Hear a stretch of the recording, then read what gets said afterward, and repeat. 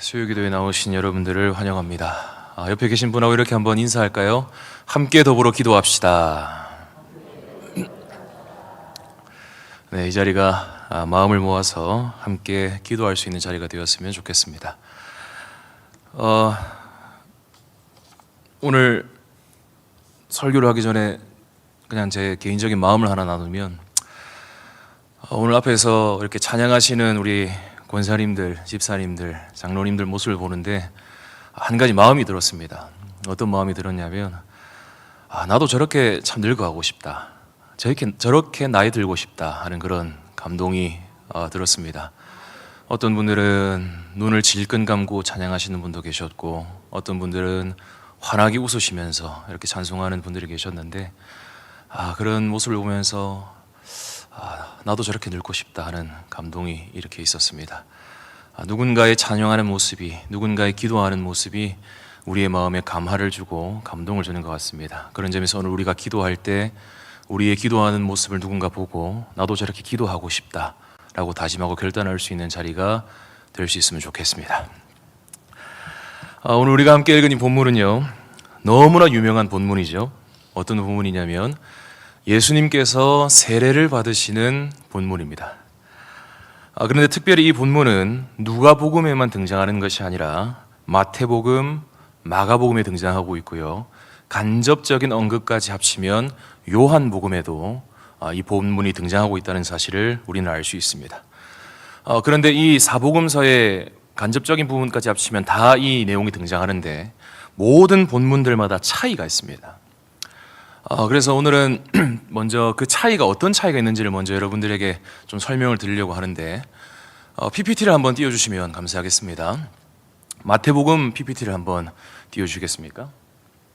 네, 앞에 보시면 글씨가 조금 작아서 안 보일 수는 있는데, 마태복음 3장에도 오늘 우리가 읽었던 누가복음에 등장하는 본문과 똑같은 본문이 등장하죠. 제가 빨간색으로 쳐놓은 이 부분이 누가복음과 조금 다른 부분인데 이렇게 돼 있죠. 이제 허락하라, 우리가 이와 같이 하여 모든 의를 이루는 것이 합당하니라 라는 말이 예수님의 세례 받으시는 장면 앞쪽에 붙어 있습니다.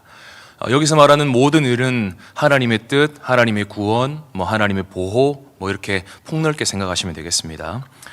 마태복음은 마태가 유대인들을 대상으로 기록한 말씀입니다.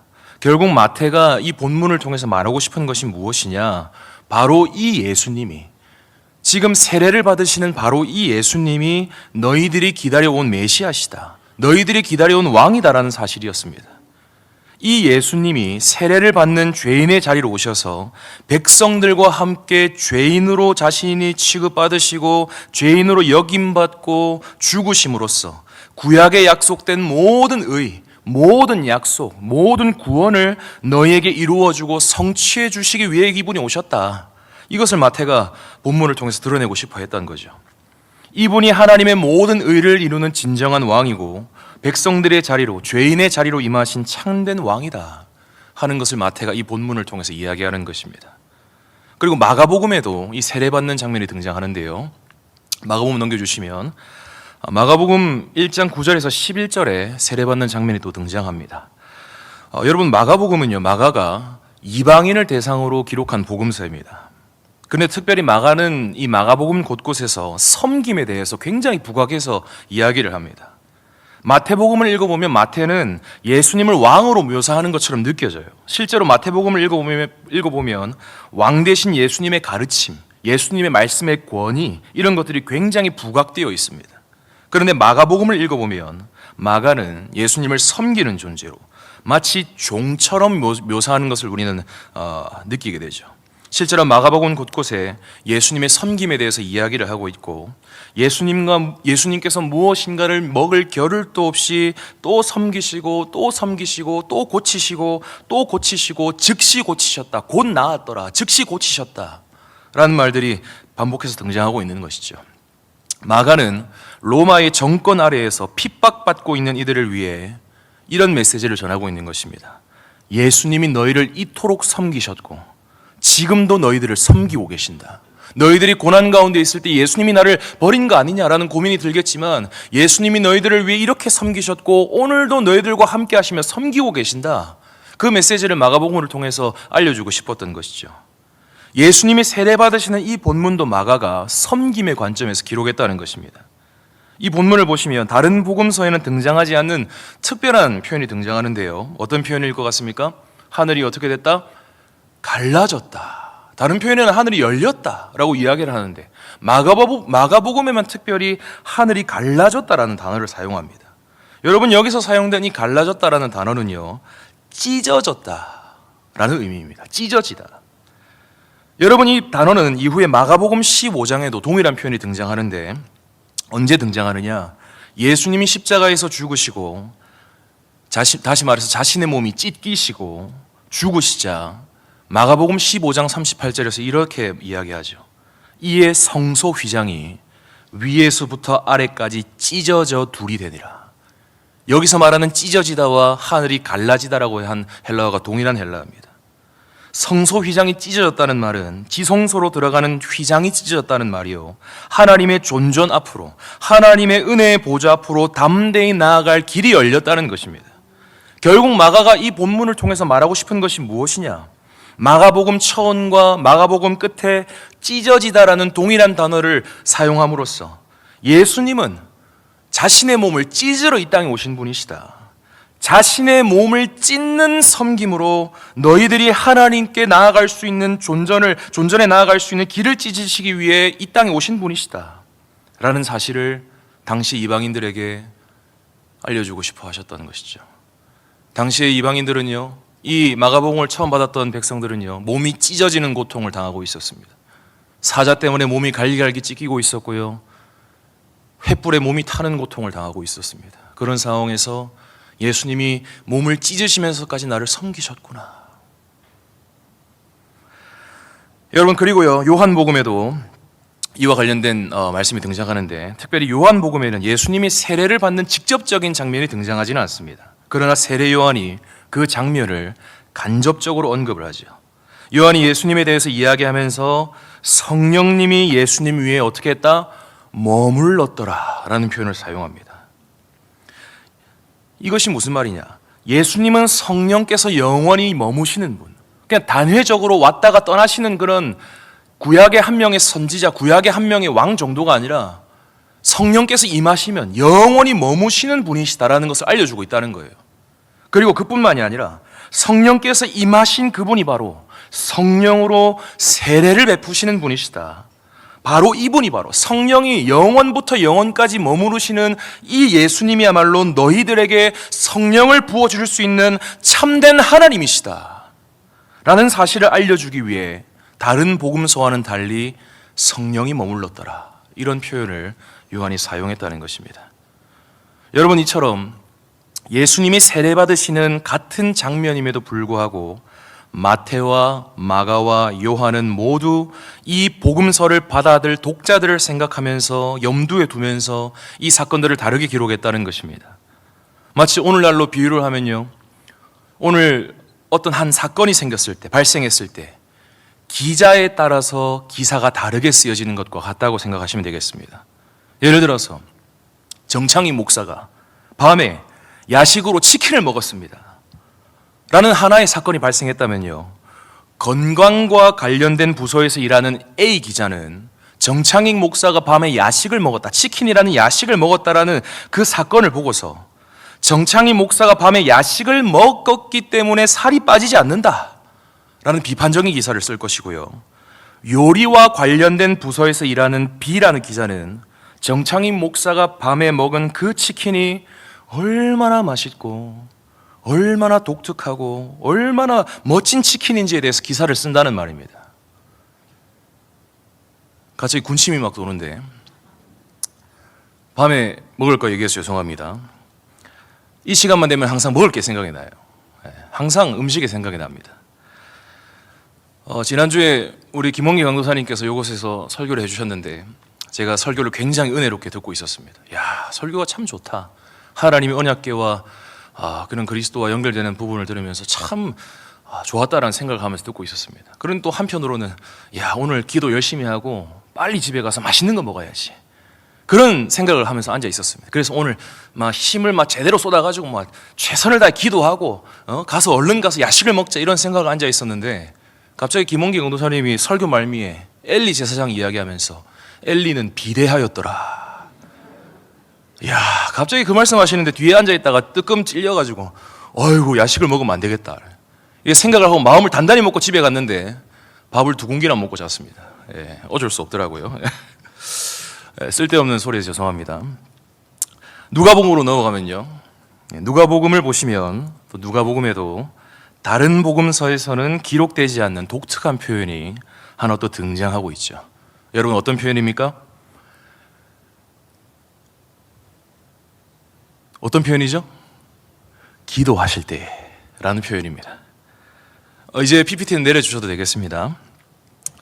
다른 복음서에 등장하지 않는 기도하실 때라는 표현이 누가복음에 등장하고 있습니다. 그러면 우리는 질문할 수 있겠죠. 누가는 왜 다른 복음서 기자들이 적지 않았던 기도하셨다라는 표현을 이 세례받으시는 사건에 적어 놓았을까? 예수님이 그냥 기도 안 하셨는데 그냥 기도했다고 적은 거 아닙니까, 목사님? 그렇게 생각하실 수도 있지만 그렇지는 않습니다. 예수님께서 세례받고 올라오시고 기도를 하셨습니다. 올라오신 후에 기도하셨어요. 그러나 다른 복음서 기자들은 자신들이 가지고 있는 기록 목적에 따라 1차 청중들을 생각함에 따라 이 기도에 대한 이야기를 넣지 않았을 뿐이죠. 그러나 누가는 기도하셨다라는 말을 넣었습니다. 왜 넣었느냐? 여러분 누가복음을 기록한 이 누가라는 사람은요, 사도들과 함께 전도 여행을 다녔던 성실하고 사랑받는 의사였습니다. 아마 누가는 바울과 여러 동역자들과 함께 전도 여행을 다니면서 그들의 몸을 돌보고 치료해주는 일을 주로 담당했던 것 같습니다. 성도 여러분, 누가가 당시에 전도 여행을 하면서 바울과 바나바와 여러 동료들을 보면서 무엇을 보고 무엇을 경험했겠습니까? 저도 한번 보고 싶은데 바울과 바나바와 동행하면서 여러 동역자들과 동행하면서 누가가 무엇을 봤겠습니까? 아마도 누가는요, 옆에 있는 바울을 보면서, 옆에 있는 바나바를 보면서, 함께 있는 동료들을 보면서 그들이 하는 기도 소리를 들었고, 그들이 하는 기도의 내용을 들었고, 그들의 기도로 말미암아 일어나는 놀라운 능력들과 역사들을 누가는 생생하게 보았을 것입니다. 누가는 그런 모습들을 바로 옆에서 보고 들으면서, 이야, 이들이 이렇게 기도할 수 있는 비결이 무엇일까? 도대체 이들이 어떻게, 무엇 때문에 이렇게 기도할 수 있었을까? 어떻게 이런 상황 속에서 기도할 수 있고 어떻게 이런 삶을 살아낼 수 있을까? 틀림없이 누가는 생각하고 고민했을 거예요. 누가가 그런 생각을 품고 살다가요, 어느 날 데오빌로라는 사람을 누가가 만나게 됩니다. 이 데오빌로라는 사람은 높은 지위에 있는 사람으로서 예수님이 어떤 분이신지 조금이나마 들었던 사람이요, 알고 있었던 사람이었습니다. 누가는 이 데오빌로를 사랑했습니다. 이 데오빌로가 하나님을 더 알고 예수님을 더 알기를 원했습니다. 그래서 누가는 이 데오빌로의 믿음을 더욱 굳건하게 하기 위해서 예수님과 사도들의 이야기를 자세하게 기록해서 선물해 줘야겠다, 그렇게 마음을 먹었어요. 그래서 누가는 기록을 남기기 위해서 처음부터 예수님을 목격한 자들과 말씀의 일꾼된 자들을 막 만나기 시작했습니다. 사도들과 120명의 제자들과 여러 사람들을 찾아다니면서 계속 물어보는 거예요.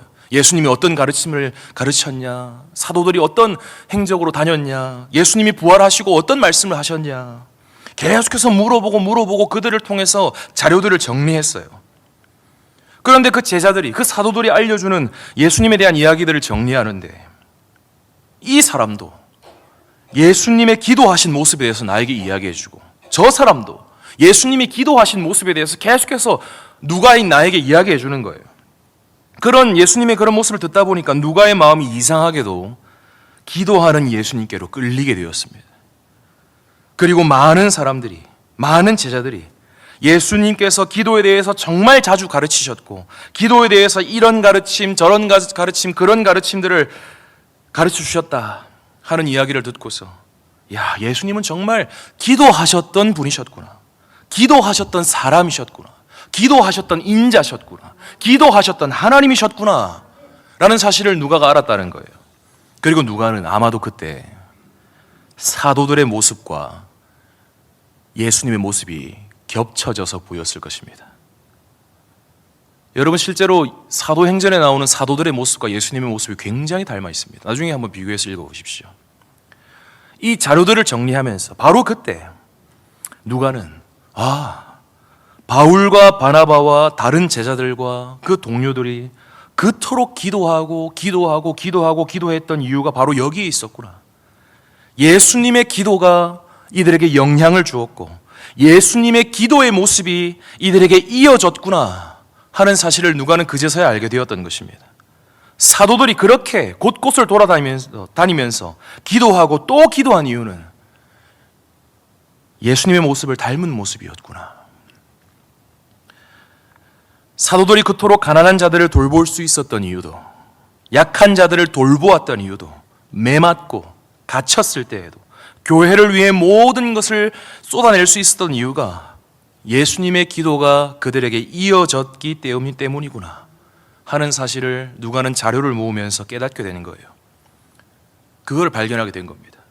그리하여 누가는 이 복음서와 사도행전을 받게 될 데오빌로도 그런 존재가 되기를 원하는 마음으로 데오빌로도 이 사도들처럼 믿는 바를 더 확실하게 알게 되어서 예수님의 기도를 더 알게 되어서 기도에 대한 예수님의 가르침을 더 알게 되어서 예수님처럼 기도하고 기도를 통해 능력을 받고 기도를 통해 권능을 받아서 데오빌로가 있는 그 자리에서 예수님을 증언하는 증인으로 살도록 만들기 위해 이 복음서와 사도행전을 기록해야겠다라는 마음이 생겼다는 거예요.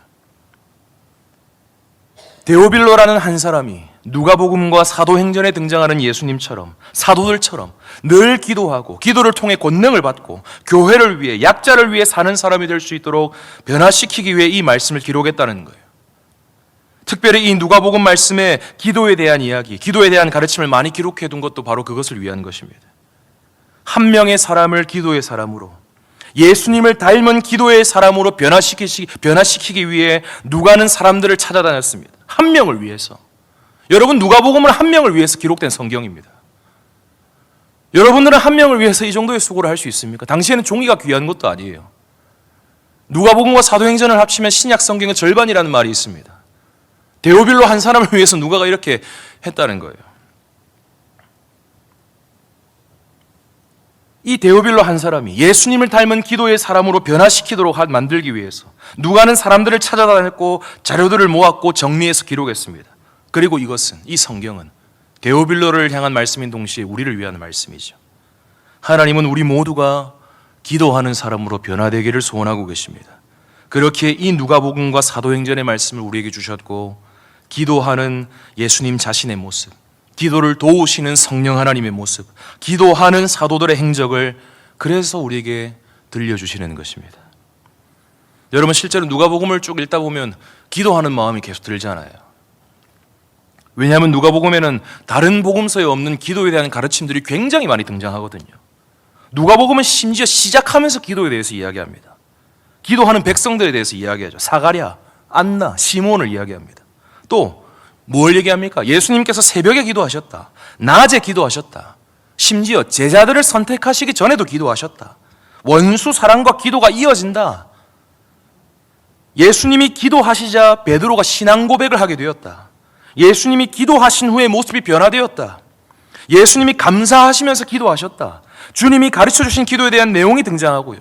추수꾼 파송을 위해서 예수님이 기도하시고 감람산에서 기도하시고 베드로의 믿음이 떨어지지 않게 기도하시고 깨어 기도하라 말씀하시고 용서하라고 기도하시고 강청하라는 기도의 내용이 등장하고 세리의 기도가 등장하고 재림을 준비하면서 기다리면서 기도해라.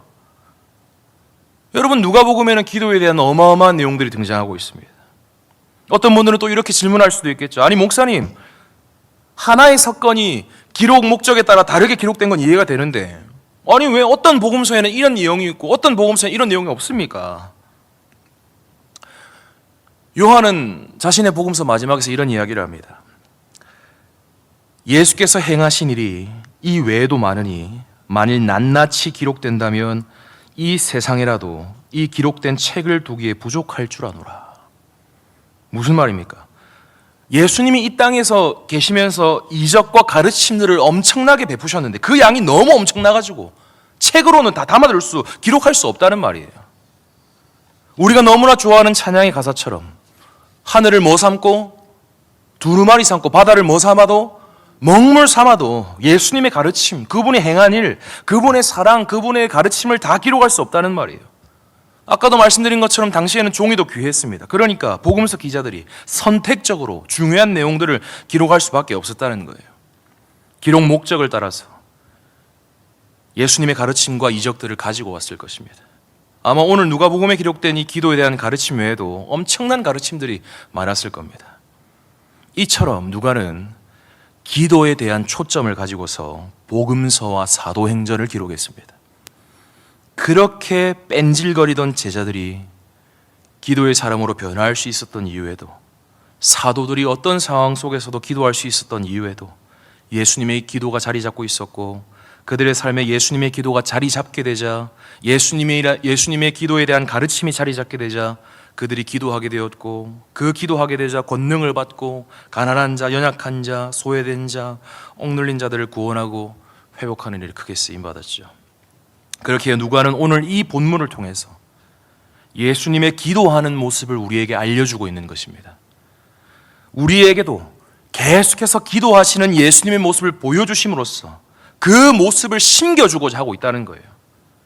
우리에게도 예수님의 기도하시던 그 모습을 일으켜내기 위해 기도하시는 예수님의 모습을 누가복음을 통해서 우리에게 드러내시고 계시다는 겁니다. 오늘 본문을 다시 한번 보십시오. 예수님께서 세례받으시고 기도하셨다라고 이야기합니다. 예수님이 기도하시자 어떤 일이 일어납니까? 세 가지 일이 일어났다고 성경은 이야기하죠. 첫째로 무엇이 열리고?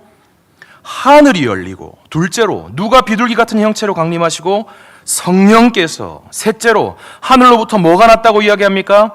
소리가 나기를 너는 내 사랑하는 아들이라 내가 너를 기뻐하노라. 예수님께서 기도하실 때, 세례 받으실 때가 아닙니다, 여러분. 세례 받고 올라오실 때가 아닙니다.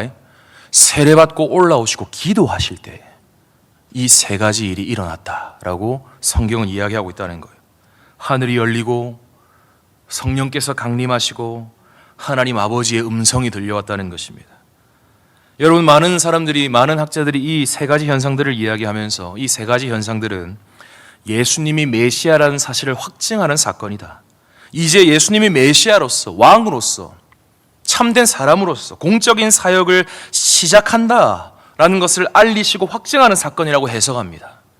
너무 좋은 해석이에요. 너무 멋진 해석입니다. 저도 그 해석에 동의합니다. 그러나 이 본문은 그것만 알려주는 본문은 아닙니다. 예수님이 기도하실 때 이 세 가지 일이 일어났다는 것은요, 기도를 시작할 때 어떤 일이 일어나는지를 우리에게 보여주시기 위함이기도 합니다. 그냥 내가 메시아로 왔다를 드러내기 위해서 이 본문을 기록하신 게 아니라 기도를 시작할 때 너희들에게 어떤 일이 일어나는지 내가 보여줄게. 그것을 예수님이 자신이 기도하심을 통해서 우리에게 보여주셨다는 거예요. 기도라는 행위가 얼마나 위대하며 우리에게도 이 기도라는 행위가 얼마나 필요한지를 알려주시기 위해 이 본문을 우리에게 주셨다는 겁니다. 그러면 여러분들에게 한 가지 질문을 드리겠습니다. 한번 대답해 보십시오. 여러분, 예수님은 꼭 기도를 하셔야 되는 분입니까? 어떻게 생각하세요? 예수님은 기도가 필요한 분이십니까? 여러분 어떻게 생각하십니까? 마음속으로 한번 대답해 보십시오. 예수님은 기도를 안 해도 되지 않나? 예수님은 기도하셔야 되나? 제가 이번 주일날 우리 초등부 아이들에게 이 질문을 똑같이 해봤습니다. 얘들아, 예수님은 기도를 해야 되는 분이야? 기도가 필요한 분이셔? 그러니까 반은 필요 없어요. 반은 그래도 해야 돼요. 여러분, 만약에 우리의 필요한 것들만을 얻어내는 것이 기도라면요, 그것이 기도의 전부라면 예수님에게는 기도가 필요 없습니다. 그렇지 않겠습니까? 그분은 모든 것을 가지고 계신 하나님이십니다. 여러분, 예수님에게는 돈이 필요 없습니다. 예수님에게 100억을 헌금한다 하더라도 그분에게는 종이조각 같은 돈입니다. 왜냐하면 모든 돈이 예수님의 것이기 때문이죠. 그분은 모든 돈의 주인이십니다. 예수님에게는 지식과 지혜가 필요 없습니다. 그분에게는 어떤 집이나 땅이 필요 없습니다. 왜 그렇습니까? 그분은 모든 것들의 주인이시오, 그분 안에 모든 지혜와 지식이 충만하시기 때문이죠. 여러분, 실제로 예수님이 12살이셨을 때 어떤 일이 있었죠? 성전에서 당대 최고라고 할 수 있는 서기관들, 율법교사들, 말씀학자들과 토론을 해도 뒤지지 않을 만큼, 오히려 그 말씀학자들이, 서기관들이 놀랄 만큼 엄청난 지혜와 지식을 가지고 계시다는 것을 성경을 통해 우리에게 알려주셨죠. 만약 우리의 부족함을 채우고 필요를 달라고만 하는 것이 기도라면 예수님에게는 기도가 필요 없습니다. 예수님이 기도하실 이유도 없다는 거죠. 그러나 이상하게도 누가복음은 예수께서 곳곳에서 기도하셨다라고 이야기합니다. 그 말은 무슨 말입니까? 기도가 필요를 구하는 그 이상의 의미를 가지고 있다는 거예요. 여러분, 절대 오해하지 마시길 바랍니다. 필요한 것을 구하지 말라는 그 말이 아니에요. 필요한 것이 있으면 어떻게 해야 됩니까? 구해야 됩니다. 하나님 좀 주십시오. 이것 좀 해주십시오라고 해야 돼요. 주님께서도 주기도를 가르치시면서 일용할 양식을 구해라 라고 말씀하셨습니다. 그러나 우리의 문제가 뭡니까? 그것만 놓고 기도하는 것이 우리의 문제라는 거예요. 그것만 놓고 기도를 하는데 늘 기도로 내가 필요한 거, 나에게 도움이 될 만한 것들만 구하고 그런 것들만 또 구하는 것이 문제다, 그 말입니다. 여러분들이 어떤 사람을 만난다고 한번 생각해 보십시오. 여러분들이 어떤 우리 교회 파즈 카페에서 오늘 저녁에 누군가를 만난다고 생각해 보십시오. 그런데 그 사람은 나라는 사람에게 별 관심이 없어요. 나는 지금 만나는 그 사람을 정말 사랑하는데, 큰 애정을 가지고 있는데, 내가 그 사람에게 얼마나 큰 애정을 가지고 있는지, 내가 얼마나 큰 사랑을 가지고 있는지, 내가 얼마나 그 사람과 함께하고 싶은지에는 관심이 없고 그냥 만날 때마다 만나서 자기 얘기만 하는 거예요. 만날 때마다 아이고 내 힘들어 죽겠다, 이거 필요하다, 그러니 내 좀 도와도, 이번에도 조금만 도와도, 이것 좀 해도 저것 좀 해줘. 그러고는 자기 말만 딱 해놓고 자기 내 갈게 하고 입 싹 닫고 일어나 가버립니다. 여러분, 우리가 만약에 인생을 살아가면서 그런 사람들을 우리가 마주하게 된다면요, 여러분 기분이 어떠하실 것 같습니까? 오늘 기도회가 끝나고 파지에서 그런 사람을 만난다면 여러분 기분이 어떠실 것 같아요? 기분 나쁘죠. 상당히 기분 나쁩니다. 내가 자판기도 아니고 필요할 때만 나를 찾고 내가 도와주거나 하면 그냥 이후에는 연락을 막 딱 끊어버리고, 내 이야기, 내 마음, 내 관심, 너를 향한 내 사랑과 관심에는 아무 관심 없이 살다가 또 도움 필요하면 갑자기 또 연락 와가지고 또 만나자, 돈 좀 달라, 이것 좀 해결해 달라, 또 마음이 약해가지고 해결해주면 또 입 싹 닫고 그냥 잠수 타버리고 떠나가버리는. 만약 우리 앞에 그런 사람이 있다면 마음 같아서는 그냥 막 꿀밤을 3개 한 대 때려주고 싶어요. 그냥 꿀밤을. 여러분, 그런데 놀라운 사실은요, 우리가 하나님을 그렇게 대할 때가 많다는 거예요. 정말 놀랍지 않습니까?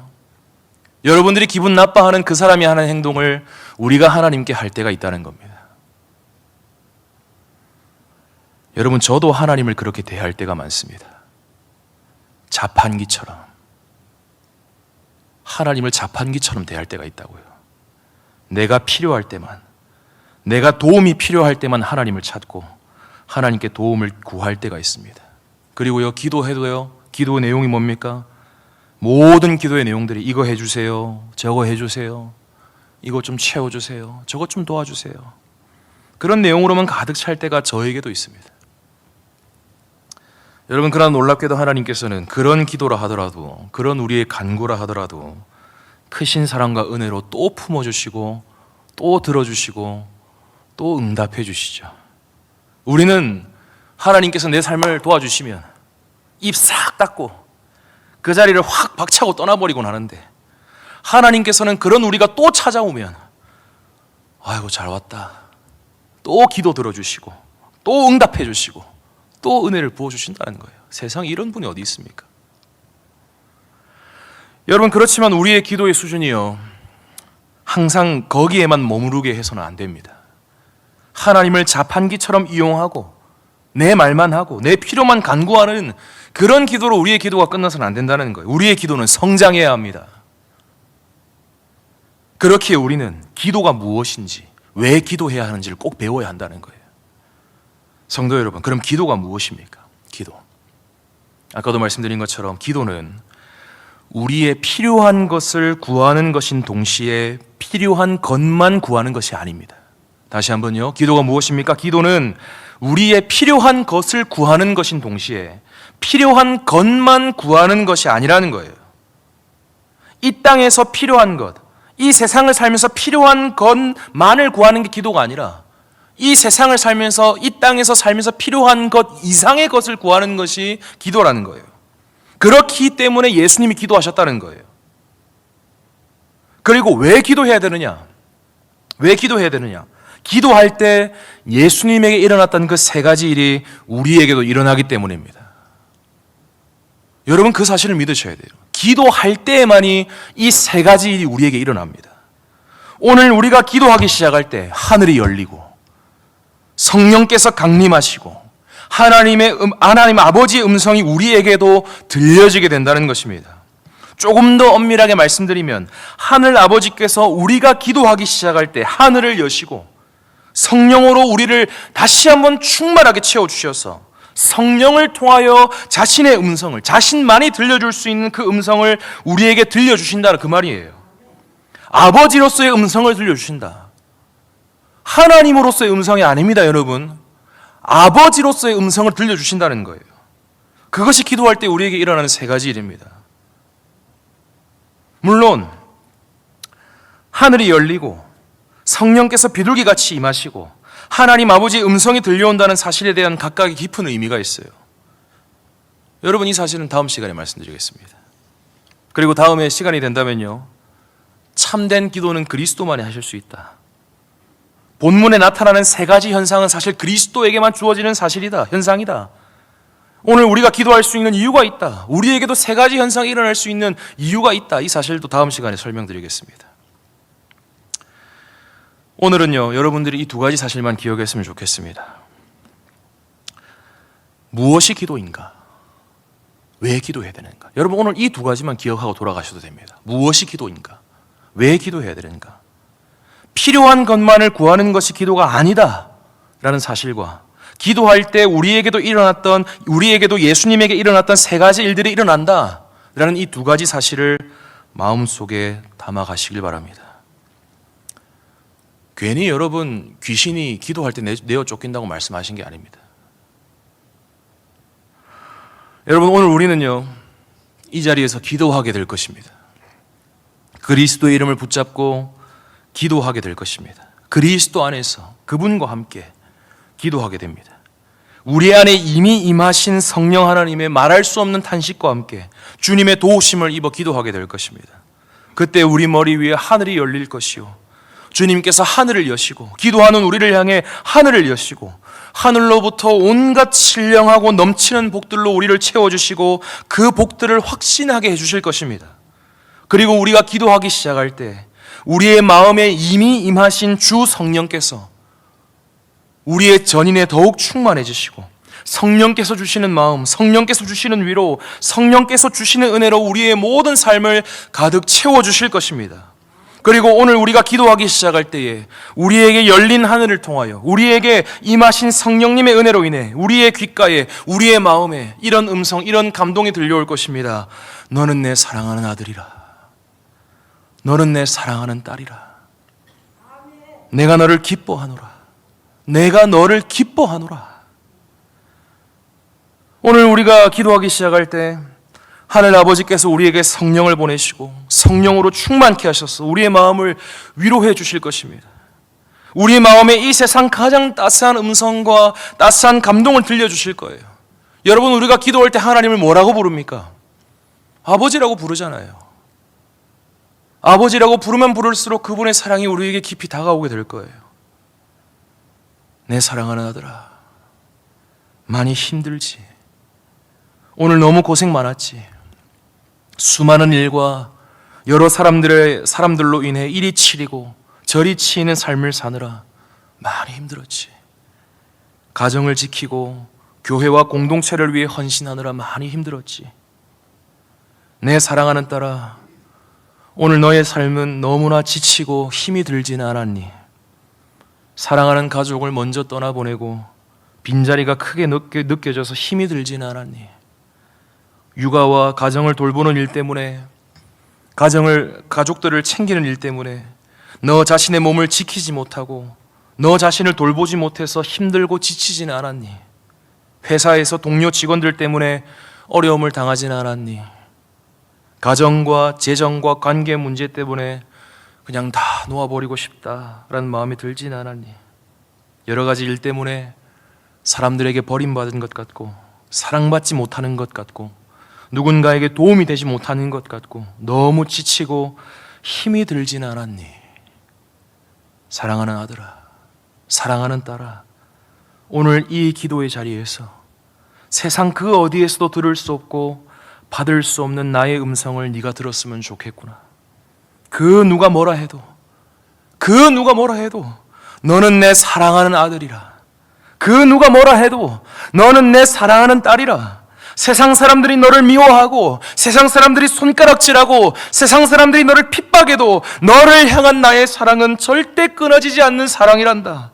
내가 너를 사랑하는데 누가 너를 건들 수 있겠으며 누가 너를 고발할 수 있겠느냐? 내가 너를 사랑한다 하는데, 내가 너를 의롭다 하는데 누가 너를 죄인이라 고발할 수 있으며 너를 넘어뜨릴 수 있겠느냐?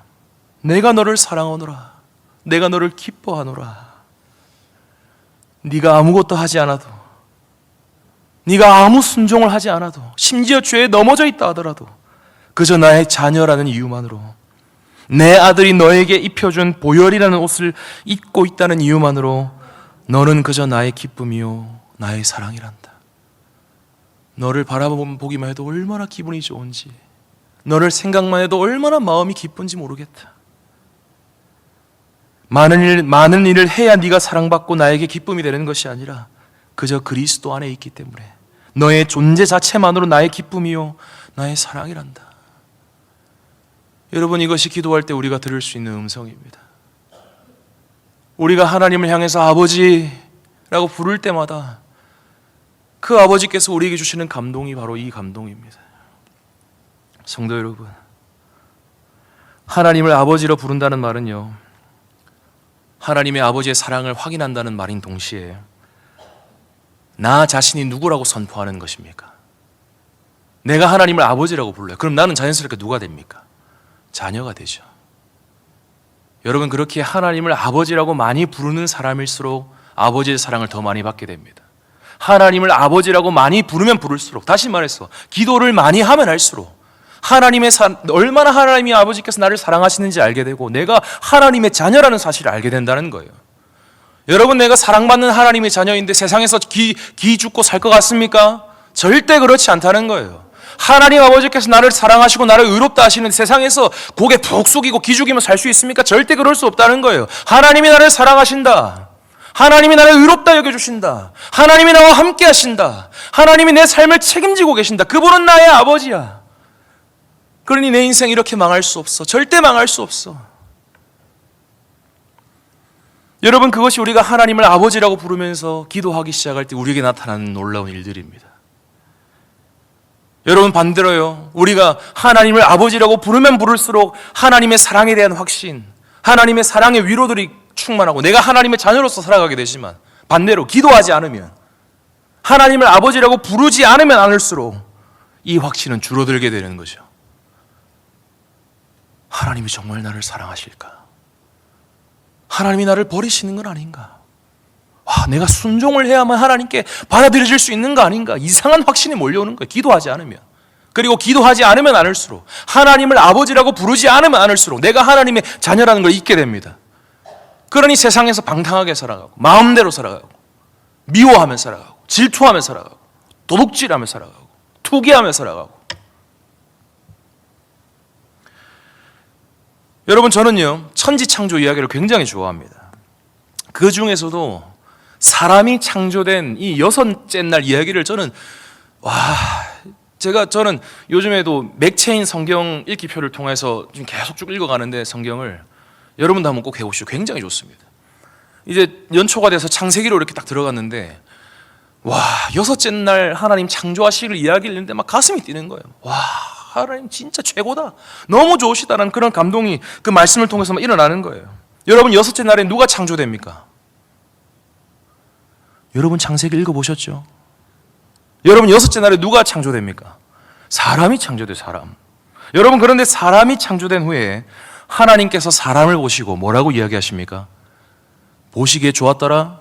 아니죠. 보시기에 심히 좋았더라. 성도 여러분, 사람이 창조된 후에 한 거 아무것도 없습니다.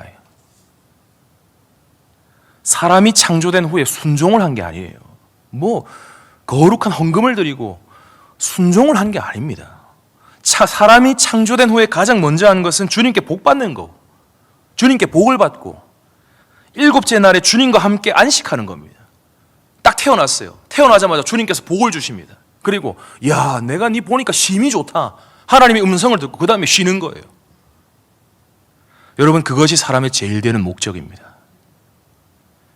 그저 창조되어서 주님과 교제하고 주님과 함께 쉬고 주님께 복 받고 주님으로부터 내가 너를 보니까 심히 좋다라는 음성을 듣고 아이고 주님 감사합니다. 주님과 함께 쉬면서 주님과 한 입을 덮고 누워서 주님 감사합니다. 주님 꼭 껴안으면서 주님 사랑합니다. 이렇게 이야기하는 것이 사람의 제일 되는 목적이라는 거예요.